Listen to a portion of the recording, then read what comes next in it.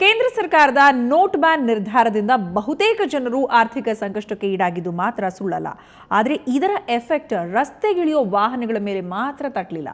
2016 ಮತ್ತು 2017ರ ಸಾಲಿನಲ್ಲಿ ದಾಖಲೆ ಪ್ರಮಾಣದಲ್ಲಿ ವಾಹನಗಳು ನೋಂದಣಿಯಾಗಿವೆ. ಇದರ ಪರಿಣಾಮ ಎನ್ನುವಂತೆ ಸಿಲಿಕಾನ್ ಸಿಟಿಯ ಟ್ರಾಫಿಕ್ ಸಮಸ್ಯೆ ಉಲ್ಬಣಗೊಳ್ಳುತ್ತಿದೆ.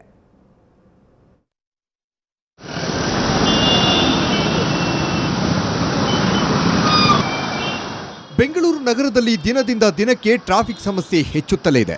ನಗರತೆ ತಮ್ಮ ಹೆಚ್ಚಿನ ಸಮಯವನ್ನ ರಸ್ತೆಯಲ್ಲೇ ಕಳೆಯುವಂತಹ ಸ್ಥಿತಿ ನಿರ್ಮಾಣವಾಗಿದೆ.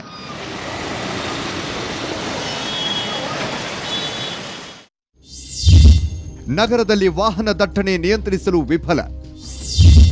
ಹೆಚ್ಚುತ್ತಲೇ ಇದೆ ವಾಹನಗಳ ಸಂಖ್ಯೆ. ವಾಹನ ದಟ್ಟಣೆಯನ್ನ ನಿಯಂತ್ರಿಸಲು ಸರ್ಕಾರ ಏನೇ ಕ್ರಮಗಳನ್ನ ಕೈಗೊಂಡರೂ ಪ್ರಯೋಜನವಾಗ್ತಾ ಇಲ್ಲ. ಈ ರೀತಿಯಲ್ಲಿ ಟ್ರಾಫಿಕ್ ಹೆಚ್ಚಲು ಪ್ರಮುಖ ಕಾರಣ ಏನೆಂಬುದು ಇದೀಗ ಸಿಕ್ಕಿದೆ. ವರ್ಷದಿಂದ ವರ್ಷಕ್ಕೆ ಹೆಚ್ಚುತ್ತಾ ಇರುವ ವಾಹನಗಳ ನೋಂದಣಿ ಪ್ರಮಾಣವೇ ಈ ರೀತಿ ವಿಪರೀತವಾದ ಸಂಚಾರ ದಟ್ಟಣೆಗೆ ಕಾರಣವಾಗಿದೆ. ಅದರಲ್ಲೂ 2016ರಲ್ಲಿ ನೋಟ್ ಬ್ಯಾನ್ ಎಫೆಕ್ಟ್ ನಡುವೆಯೂ ಬೆಂಗಳೂರು ನಗರದಲ್ಲಿ ದಾಖಲೆ ಪ್ರಮಾಣದಲ್ಲಿ ವಾಹನಗಳ ರಿಜಿಸ್ಟ್ರೇಷನ್ ಆಗಿದೆ. ನಗರದಲ್ಲಿ ವಾಹನಗಳ ನೋಂದಣಿ ಅಂಕಿ ಅಂಶ ಕಳೆದ ವರ್ಷ ಏಪ್ರಿಲ್ 2015ರಿಂದ ಡಿಸೆಂಬರ್ 2015ರವರೆಗೆ ಆರ್ಟಿಒ ಇಲಾಖೆಯಲ್ಲಿ ನೋಂದಣಿಯಾದ ದ್ವಿಚಕ್ರ ವಾಹನಗಳ ಸಂಖ್ಯೆ 2,72,947. ಜೊತೆಗೆ 70,896 ಮೋಟಾರ್ ಕಾರುಗಳು ನೋಂದಣಿಯಾಗಿದ್ವು. ಇನ್ನು ಏಪ್ರಿಲ್ 2016ರಿಂದ ಡಿಸೆಂಬರ್ 2016ರವರೆಗೆ ನೋಂದಣಿಯಾದ ದ್ವಿಚಕ್ರ ವಾಹನಗಳ ಸಂಖ್ಯೆ 3,02,660 ವಾಹನಗಳು. 82,212 ಮೋಟಾರ್ ಕಾರುಗಳು ನೋಂದಣಿಯಾಗಿವೆ.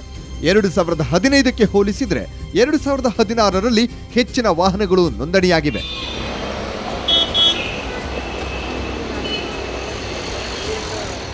ಇನ್ನು ಡಿಸೆಂಬರ್ ತಿಂಗಳಲ್ಲಿ ನೋಟ್ ಬ್ಯಾನ್ ನಡುವೆಯೂ ದಾಖಲೆ ಪ್ರಮಾಣದಲ್ಲಿ ವಾಹನಗಳ ರಿಜಿಸ್ಟ್ರೇಷನ್ ಆಗಿದೆ.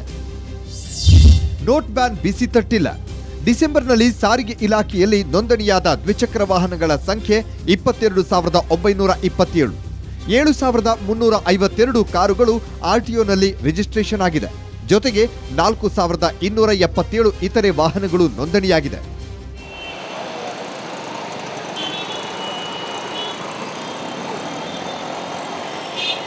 ಒಟ್ಟಾರೆ ನೋಟ್ ಬ್ಯಾನ್ ಆಗ್ಲಿ ಏನೇ ಆಗ್ಲಿ ರಸ್ತೆಗಿಳಿಯುವ ವಾಹನಗಳ ಸಂಖ್ಯೆಯಂತೂ ಕಡಿಮೆಯಾಗಿಲ್ಲ.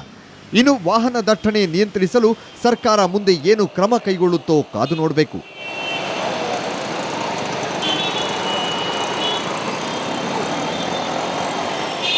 ಬೆಂಗಳೂರಿನಿಂದ ಮುತ್ತಪ್ಪ ಲಮಾಣಿ, ಸುವರ್ಣ ನ್ಯೂಸ್.